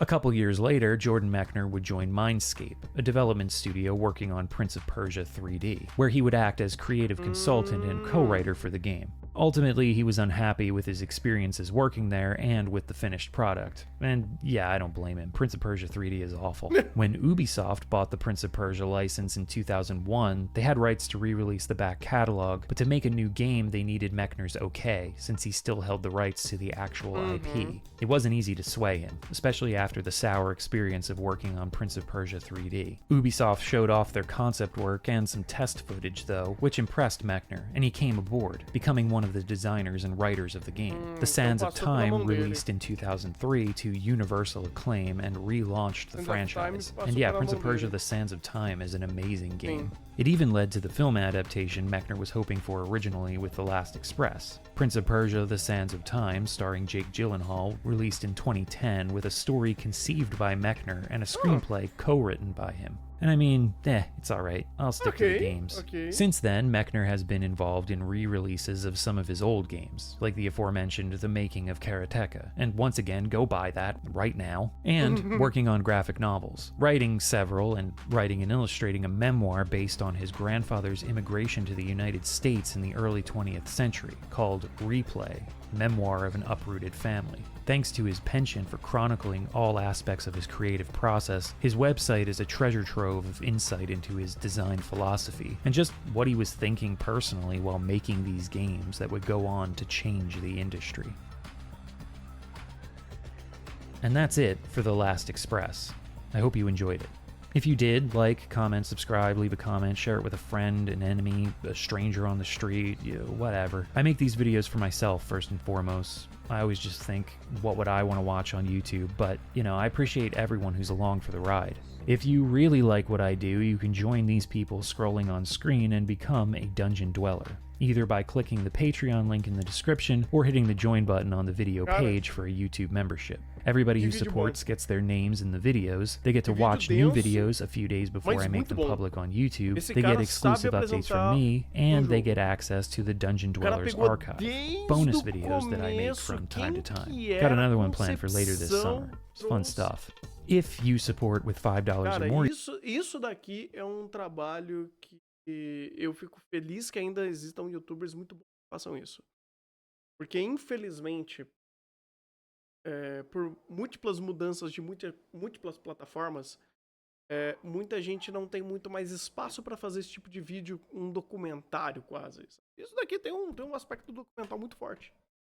Trazer essas informações de backstage, de criador, dar os passos e apresentar de fato todo esse contexto de um jogo e por que ele existiu, da onde ele surgiu, como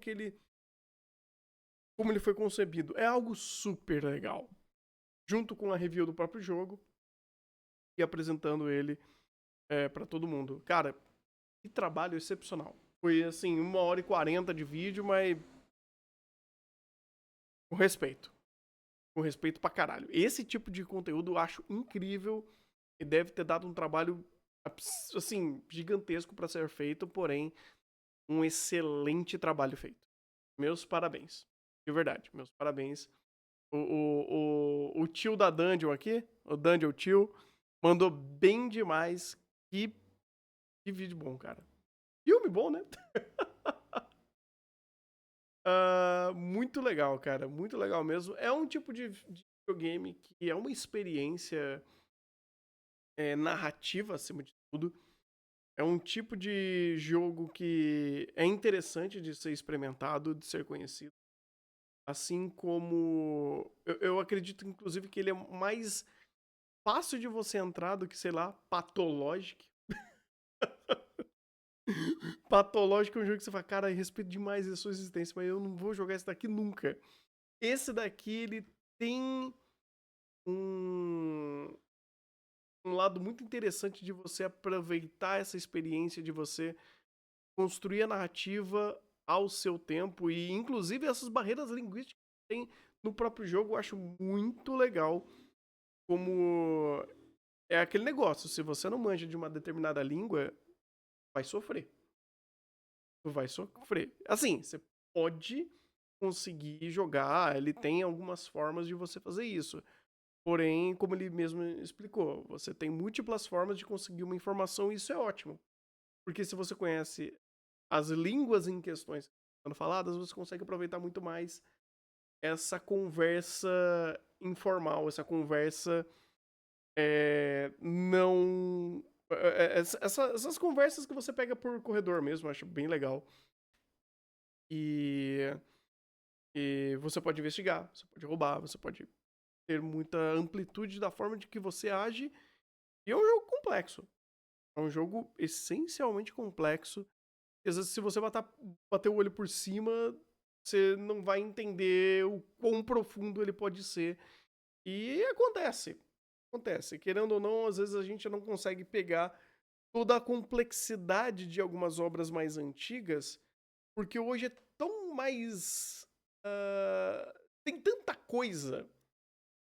E existem formas mais simples de você produzir essas coisas, que às vezes você não consegue dar a devida atenção para algumas obras que são muito mais complexas do que aparentemente eles apresentam. Um bom exemplo é Pathologic. Se você simplesmente tropeçar em Pathologic e ver por cima, você fala, cara, é um joguinho aí de gerenciar recurso. Aí depois você entra na espiral do negócio, você vê que aquilo é muito mais complexo. Danganronpa é assim. Karateka, querendo ou não, por mais que não seja complexo a sua experiência, é complexa a existência dele. No tempo e espaço que ele foi concebido, o como ele foi feito, os detalhes que ele se preocupou, para uma época onde tudo não era nem mato, era antes de mato, sabe? É uma coisa legal, porque você consegue entrar naquela experiência daquele jogo e com um contexto da época e permeando em cima disso. Eu sei, Pathologic e Danganronpa são exemplos meio longe da experimentação da época, porém eles são jogos que às vezes você passa por cima e você não entende a complexidade dele. Já The Last Express, ele tem essa complexidade de época. Karateka tem uma complexidade de época. Se você presta atenção nisso, é fantástico. Cara, quando ele começou a falar sobre a rotoscopia aqui, eu quase caí da cadeira. Porque isso daqui é megalomania a um nível bizarra, longe da sua época. Muito longe da sua época. Assim como, por exemplo, o Kojima já era meio megalomaníaco de mecânica nos antigos... nos Metal Gear antigo, esse daqui ele tem um nível de complexidade bizarra e infelizmente na época não foi tão bem quisto. Até porque isso daqui é extremamente específico de um nicho bizarro e que custou uma fortuna. Mesmo assim, pô, incrível.